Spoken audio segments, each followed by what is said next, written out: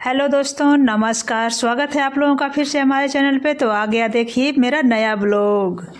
तो आज हम जा रहे हैं भगवान भोलेनाथ के मंदिर, और भोलेनाथ के मंदिर पे चलते हैं पूजा करने। तो हमने ले लिया है, एक थाली सजा लिया है, उस थाली में हमने सारा सामान रख लिया है और चल रहे हैं अब मंदिर पे। साथ में मेरा बेटा चल रहा है। अब यहाँ पे हमने फूल पत्तियाँ ख़रीदना है, तो ये बेलपत्र वगैरह, फूल वगैरह जो भी चढ़ाया जाता है वो ख़रीदते हैं और ख़रीद के फिर चलते हैं। तो ये देखिए हमने ले लिया। इसमें लाल फूल डालने के लिए बोला था दुकानदार, तो इस लाल फूल को हमने अपने हाथ से डाल लिया।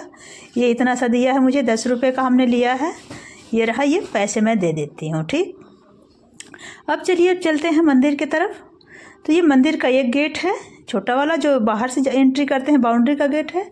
और अब हम मंदिर के गेट पे पहुंच गए। तो अब हम मंदिर के अंदर जा रहे हैं और भीड़ हमें बहुत ज़्यादा दिख रही है। लग रहा है इंतज़ार करना पड़ेगा, तो थोड़ी देर इंतज़ार कर लेते हैं और फिर चलते हैं पूजा करने। तो ओम नमः शिवाय का जाप कर लेते हैं थोड़ी देर खड़े होके, और फिर चलते हैं पूजा करने। थोड़ी सी भीड़ कम होती है, जगह मिलती है, तो फिर हम पूजा करते हैं। तो थोड़ी सी जगह मिल गई हमें भी, और हम चलते हैं। अब पूजा करना शुरू कर दिया हमने। और जो फल फ्रूट जो भी लेके आए हैं, दूध बतासा जो भी लेके आए हैं, उसको हम चढ़ा रहे हैं। पत्ती वगैरह जो भी है उसको हम चढ़ा रहे हैं, जिस तरह सारे लोग चढ़ा रहे हैं। और ये दिखा नहीं पाएंगे क्योंकि रिकॉर्डिंग करने के लिए बिल्कुल जगह नहीं है।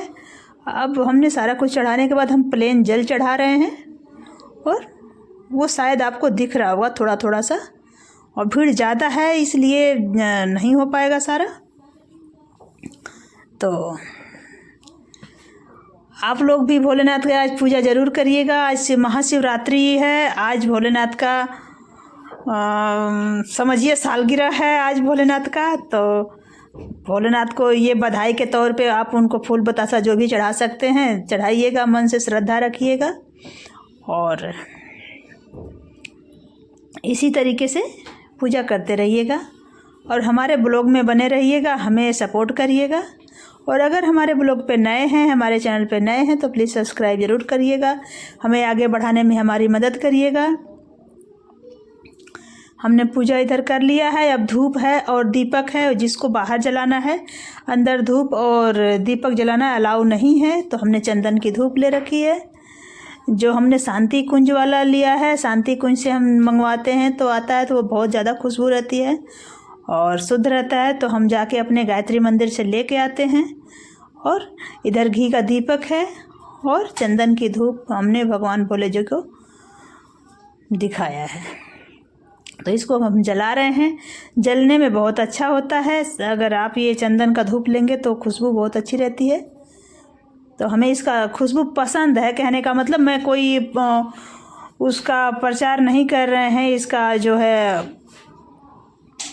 लेकिन ये खुशबू मुझे बहुत पसंद आती है, इसलिए हम आपसे बता रहे हैं। तो थोड़ी सी आरती करने के बाद दीपक को हम ये स्टैंड रखा हुआ, इस स्टैंड पे रख देंगे और धूप भी वहीं रख देंगे। उसके बाद हमें परिक्रमा करनी है। तो परिक्रमा करने के लिए थोड़ी सी भीड़ कम हो जाए तो मैं चलूँगी, परिक्रमा करूँगी भगवान भोलेनाथ का। थाली को यहीं साइड में रख देती हूँ, आके बाद में ले लेती हूँ परिक्रमा करने के बाद। तो अब हम परिक्रमा कर रहे हैं, भीड़ कम हो गई है। और भगवान भोलेनाथ की परिक्रमा कभी पूरी नहीं की जाती है, आप लोगों को भी पता है कि आधी परिक्रमा की जाती है। जो उनका जो जल जाने वाला नाली है उसको कभी लांघते नहीं हैं, हाफ हाफ करते हैं। तो इसी तरीके से हम भी कर रहे हैं, और साथ में ओम नमः शिवाय का जाप करते हुए हम परिक्रमा कर रहे हैं। तो आप भी कभी भगवान भोलेनाथ की पूरी परिक्रमा ना करके हाफ हाफ परिक्रमा करिएगा। हाफ क्या होता तो फुल ही है, लेकिन जैसे माला जाप करते हैं तो कभी माला को सुमेरु का उल्लंघन नहीं करते हैं, उसी तरह के से जो है कि इधर जो नाली होती है जहाँ से पानी निकलता है उसका कभी उसे नांगते नहीं हैं, तो उल्लंघन नहीं करते उसका, इसलिए हम हाफ बोला जाता है उसको।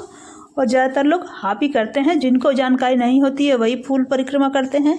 और फूल परिक्रमा का कोई भी फल नहीं मिलता है सुचारू रूप से, हाफ परिक्रमा का ही फल मिलता है।